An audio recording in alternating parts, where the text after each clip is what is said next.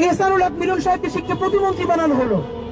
ভদ্রলোক এমন একটা কাজ শুরু করলেন, হেলিকপ্টার নিয়ে প্রতিদিন বিভিন্ন পরীক্ষার কেন্দ্রে হানা দেন। এই দেখা যায় বরিশাল, এই তারপরে রংপুর, কাউকে সাথে না নিয়ে কেন্দ্রের সামনে দিয়ে লাফ দিয়ে পড়ে গিয়ে গ্রেফতার করে। আমরা দেখলাম বরগুনা মোকামিয়া থেকে প্রিন্সিপালকে অ্যারেস্ট করে এসে ঢাকায় নিয়ে আসছে। আমার জীবনের খুব একটা গল্প মনে আছে, পলিটিক্সটা ছোটবেলা থেকে আমার মধ্যে ছিল, এটা অনেক গল্পে বলেছি। চায়না মাঠে খেলতে গেছি, আমাদের মাদ্রাসার সামনে যে কেন্দ্র, কাউরে না পাইয়া বাসায় ফিরবো, পরীক্ষা চলে, তখন দেখি ছোট্ট একটা হেলিকপ্টার নিচের দিকে পড়তেছে। আমার হঠাৎ মনে হলো, কিরে এহসানুল হক মিলন, উনি তো বিভিন্ন জায়গায় যায়, এইটা কি এইটা নাকি?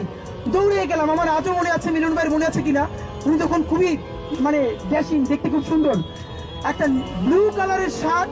উনি হেলিকপ্টার থেকে দরজা খুলেই উল্টা দিকে চলে দিলেন দৌড়, উনি কেন্দ্র চিনতেন না। তারপরে ওনাকে অন্যরা বলার পরে উনি পরীক্ষার কেন্দ্রে আসলো, 15-20 জনকে মুহূর্তের মধ্যে এক্সপেল করে পুরো বরিশাল বিভাগে 10 থেকে 15টা কেন্দ্র গেল।